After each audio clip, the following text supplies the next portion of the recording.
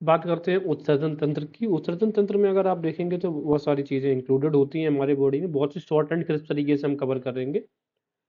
उत्सर्जन तंत्र जनरली होता क्या है कि एक तो हमारा मेन काम है लीवर का उत्सर्जन तंत्र में, और एक इंटेस्टाइन। लीवर का काम क्या है कि लीवर हमारे ब्लड में सेपरेट करता है, जो डेड आरबीसीज होते हैं वो ब्लड से अलग कर देता है। और हालांकि ये काम स्प्लीन भी करता है। तो मुख्यतः जो लीवर का काम है, एक तो टॉक्सिन्स को रिमूवल करना है, टॉक्सिन्स हटाता है, लेकिन साथ साथ में ये जो डेड आरबीसीज होते हैं, रेड ब्लड corpuscles, उनको भी हमारे ब्लड से अलग कर देता है। स्प्लीन भी यही काम करता है।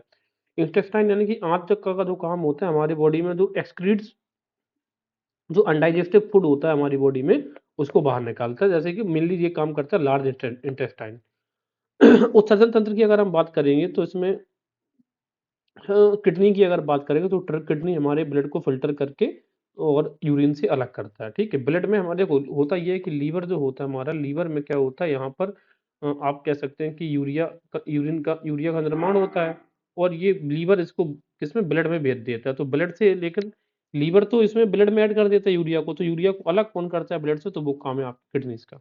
लंग्स का काम क्या है, लंग्स हमारे गैसियस प्रसरण का काम करता है, तो CO2 हमारे यहाँ से बाहर निकालता है, वाटर वेपर का काम निकालने का यही करता है। इसके अलावा लंग्स का इंपॉर्टेंट काम है, जो गैसियस कंपोनेंट है वो सब का काम कौन है, लंग। चाहे वो अनियन या गार्लिक की से रिलेटेड चीजें हैं, वो भी सब एक्सक्रीशन कौन करेगा, लंग्स करेगा। स्किन की अगर हम बात करेंगे तो जो श्वेत ग्रंथि है इनसे हमें पानी निकलता है, और जो तेलीय ग्रंथि होती है इनसे हमें निकलता है सीबम। तो ये बहुत इंपॉर्टेंट एस्पेक्ट थे। अब हमें ज्यादा कुछ खास नहीं पढ़ना है, बस ये देख लीजिए आप, ये जो वृक्क का साइज दिख रहा है ऊपर का, इस ये कॉन्वेक्स शेप होता है, और ये जो अंदर से बीन्स आकार की किडनीज हमारी दिखती हैं, जिसको हम वृक्क बोलते हैं। ये रीनल आर्टरी है। और ये यहाँ पे मूत्रवाहिनी हमें दिख रही है, जिसकी की हाइट होती है, जो लेंथ होती है वो 25 सेंटीमीटर होती है। इसके अलावा चारों तरफ एक, अब अच्छा, ये जो कवर्ड होता है इसको, इस झिल्ली को बोलते हैं पेरिटोनियम झिल्ली। क्या बोलते हैं, पेरिटोनियम। इसके अलावा इसके अंदर के भाग को कॉर्टेक्स, या ये कॉर्टेक्स यूरेटर ब्रिक ब्रिक की जो बेसिक इकाई होती है वो क्या होती है, न्यूफ्रॉन। न्यूफ्रॉन का आकार कुछ इस तरीके का होता है। एक बार जरा हम देख लेते हैं न्यूफ्रॉन को किस प्रकार से होगा। ये यहाँ से किसी तरीके से ये आ गया है आपके पास, अगर मान लेते हैं कि एफरंट यहाँ से ब्लड आ रहा है, ठीक है। और जब ब्लड आता है तो आपको ये जो एरिया दिख रहा है इसको बोमेंस कैप्सूल बोलते हैं। बोमेंस कैप्सूल में ग्लोमर्यूलस एक छन्नी लगी रहती है, इसी को हम ग्लोमर्यूलस बोलते हैं। तो ये छन्नी क्या करती है, यहीं पे ये यूरिन को अलग कर देती है, यूरिया को किससे, ब्लड से, और छान के इस तरीके से वापस ये भेज देती है। जब ये नीचे की तरफ जा रहा होता है तो फिर यहीं पे हाइड्रोजन का, सॉरी, H2O, दैट मीन्स कि पानी का ऑक्सीजन का एब्सॉर्प्शन हो जाता है। और जब ये ऊपर की तरफ जा रहा होता है तो जो सोडियम आयंस होते हैं, NaCl, यानी कि नमक का अवशोषण यहीं पर हो जाता है। नीचे जाता है तो पानी का अवशोषण, जब ऊपर की तरफ जाता है तो NaCl का अवशोषण हो जाता है। तो इस तरीके से जिस एरिया से ये ब्लड एंटर करता है उसको हम बोलते हैं एफरेंट आर्टियोल, और जिससे ये बाहर निकल जाता है बाद में घूम फिर के इस तरीके से बाहर निकलेगा। ठीक है, या ये मान लो ये वाला एरिया, इसको बोलते हैं एफरेंट। तो ए से आया और ई से एग्जिट हो गया, ये याद हम रख सकते हैं। ये जो है इसको हम बोलते हैं लूप, ये नेफ्रॉन का लूप है। ठीक है, तो बोमेंस कैप्सूल में जनरली छानने का काम क्या कौन करता है, ग्लोमेरुलस। तो यही चीज हमें याद रखनी है। और जो स्ट्रक्चर ऑफ नेफ्रॉन बता दिया है, बोमेंस हेनलेस लूप बता दिया है इसको, ये हेनलेस लूप ये है। वृक्क में उदर की आपूर्ति, supply of blood in the kidneys, महाधमनी अरोटा यानी कि रीनल आर्टरी से होती है। ठीक है, तो किडनी में जो ब्लड लाने का काम करता है वो कौन करता है, एरोटा, महाधमनी। और ज़्यादा कुछ खास नहीं पढ़ना है। और जो अगर आपकी किडनीज फंक्शन करना बंद कर गई है नेचुरली, तो आर्टिफिशियल तरीके से आपको जो प्रोसेस होता है ब्लड प्यूरिफिकेशन का, उस प्रोसेस को हम बोलते हैं डायलिसिस। अगर हम बात करें यूरिया या यूरिन की, तो इसका जो पीएच वैल्यू है वो 4.5 से 8.6 के मध्य होता है। और ह्यूमन बॉडी में 24 घंटे में लगभग 1.5 लीटर मूत्र का निर्माण होता है। डायूरेटिक्स एक ऐसी मूत्र डायूरेटिक्स एक ऐसी प्रोसेस है कि जहाँ पर आपको बार बार टॉयलेट आना होता है, उसी को हम बोलते हैं डायूरेटिक्स। ठीक है, और यूरिया ड्यूरेटिक पदार्थ होता है जो मूत्र स्राव को बहुत अधिक प्रभावित करता है। सीधी सी बात है, यूरिया कैसा है, एक ड्यूरेटिक पदार्थ है। जितनी बार ज़्यादा जाओगे तो अपनी बॉडी में पानी की कमी भी देखने को मिलती है। मैनिटॉल, सुक्रोज, ग्लूकोज, कैफीन आदि अन्य ड्यूरेटिक पदार्थ, इनको भी हम मानते हैं। तो बहुत ज़्यादा सुक्रोज, ग्लूकोज या फिर कैफीन चाय वगैरह पीने वाले लोगों को भी देखते हैं ना, बहुत ज़्यादा वॉशरूम उनको जाना होता है। किडनी का फंक्शन क्या है, जरा एक बार देख लेते हैं। ब्रेक स्तनधारी एवं अन्य कशेरुकी ग्रंथियों में उपापचय क्रिया यानी कि मेटाबॉलिज्म के फलस्वरूप जो विभिन्न अपशिष्ट पदार्थ होते हैं उनको ये बाहर निकालता है। इसके अलावा ये रक्त में हाइड्रोजन आयन सांद्रता का नियंत्रण करता है। सीधी सी बात है, ये एसिडिक चीजों को कंट्रोल करता है, तो सीधी सी बात है, तो ये हाइड्रोजन का तो नियंत्रण कर ही रहा है। यह रक्त के परासरणी दबाव दाब तथा उसकी मात्रा का भी नियंत्रण करता है।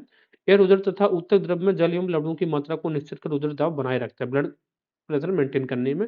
और रिजर्व के विभिन्न पदार्थों को का वर्णनात्मक उत्सर्जन यानी कि सिलेक्टिव एक्सक्रीशन करता है। जो इंपॉर्टेंट होते हैं वो शरीर उनको छोड़ देता है, और जो हमारे शरीर के लिए वेस्टेजेस उनको बाहर निकाल देता है।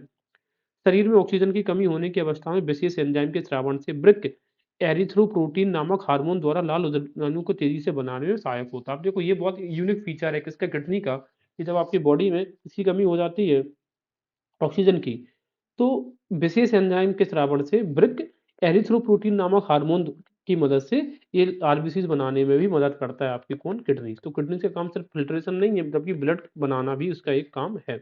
यह कुछ पोषक तत्वों के अधिशेष भाग जैसे शर्करा है, अमीनो एसिड से इन सब का निष्कासन भी करता है। जो बाहर के पदार्थ होते हैं जैसे दवाइयाँ, विष होता है, टॉक्सिन्स वगैरह होता है, इनमें जिनका शरीर में कोई उपयोग नहीं रहता है, इनका भी ये बाहर निकालता है। शरीर में जो ऑस्मो रेगुलेशन होता है यानी कि मेटाबॉलिज्म होता है, जैसे कि ऑस्मो रेगुलेशन का मतलब बॉडी टाइम टू टाइम अपना बॉडी टेम्परेचर मेंटेन करती है, सर्दियों के अनुसार, गर्मियों के अनुसार। तो इसी को हम बोलते हैं ऑस्मो रेगुलेशन। इसके द्वारा वृक्क जल की निश्चित मात्रा को बनाए रखता है। ऑस्मो रेगुलेशन में हमें कब क्या चाहिए। फेफड़ों के बारे में हमने पढ़ा है, जैसे कि लहसुन, प्याज और वो मसाले जिनमें कुछ बाष्पीशील घटक होते हैं, उन सबका उत्सर्जन हमारा कहाँ से होता है, फेफड़ों से। फेफड़ों से मतलब गैसियस, जैसे कि हम वायु से द्वारा सांस लेते हैं तो CO2, O2 ये सब इनहेल आउट होल, इन्हें एक्सेल करने का काम किसका है, फेफड़ों का। तो वही काम यहाँ पर ये हो रहा है। यकृत का काम बता दिया है, जनरली जो टॉक्सिन्स को बाहर करना होता है। इसके अलावा ये क्या है, फैट, यहाँ पर फैट का इमल्सिफिकेशन तो छोटी आंत में होता है हालांकि। और ये बता दिया था कि जो डेड आरबीसी हो जाते हैं उनको भी अलग करने का काम करता है। आंत की बात कर ली अगर, तो आंत में बताया था जो वेस्टेज फूड होता है, ये आंत बाहर को बाहर निकाल के रखती है। कुछ और चीज़ें ज़रा देख लेते हैं। 4 टाइप ऑफ मेटाबॉलिक वेस्ट होता है जो हमारी बॉडी से निकलता है एनिमल्स की। पहले होता है CO2, ये ब्रेक डाउन हुआ ग्लूकोज। ग्लूकोज हम ब्रेक डाउन होता है तो एनर्जी हमें मिलती है, बदले में CO2 निकलता है और वाटर निकलता है। क्रिएटिनाइन एक इंपॉर्टेंट है, ये पिगमेंट होता है। जनरली क्रिएटिनाइन एक तरीके से बोन्स का एक पिगमेंट होता है और मसल्स में उसका नाम होता है क्रिएटिनाइन फॉस्फेट। तो उसी से जो भी वेस्टेज बनता है उसी को हम क्रिएटिनाइन बोलते हैं। यूरिया को भी बाहर निकालता है, नाइट्रोजनस वेस्ट जैसे कि ammonia, urea, uric acid, urine. अब बात यह है कि जो अमोनिया होता है कुछ एनिमल्स होते हैं अमोनोटैलिक, यानी कि जो डायरेक्ट अमोनिया ही एक्सक्रीट कर देते हैं बाहर। तो जो एनिमल्स अमोनिया डायरेक्ट एक्सक्रीट करते हैं बाहर, दैट मीन्स अमोनिया के साथ में वाटर भी बहुत ज़्यादा एक्सक्रीट होता है। ठीक है, तो अब वाटर जब एक्सक्रीट होता है दैट मीन्स ऐसे जानवर जो हमेशा पानी में रहते हैं वही अमोनिया को एक्सक्रीट करेंगे, जैसे कि फिश है, एम्फीबियंस या फिर पानी में रहने वाले जो सर्प होते हैं। यूरियोटॉलिक जो होते हैं, जो यूरिया का निष्कासन करते हैं, मैमल्स होते हैं, हम जैसे लोग होते हैं। अमोनिया एक्सक्रीशन की अपेक्षा यूरिया एक्सक्रीशन में पानी थोड़ा कम खर्च होता है। इसके बाद होता है यूरिया को टैलिक, यूरिक एसिड जो बाहर निकालते हैं, जैसे कि बर्ड्स होती हैं, रेप्टाइल्स हैं, स्नेक्स हैं, लिजर्ड्स हैं। इसके अलावा होता है ग्वानोटैलिक। ग्वानानाइन हमें पता है, आरएनए वगैरह में हम पढ़ते हैं। तो ग्वानानाइन जो बाहर निकालता है वो निकालता है स्कॉर्पियन, स्पाइडर्स एंड फिश। तो ग्वानानाइन जो है, इस स्कॉर्पियन के बारे में पूछा जा चुका है कि किस प्रकार का एक्सक्रीशन करता है ग्वानानाइन। स्कॉर्पियन है, स्पाइडर्स है, फिश है, ये सब ग्वानानाइन एक्सक्रीट करते हैं।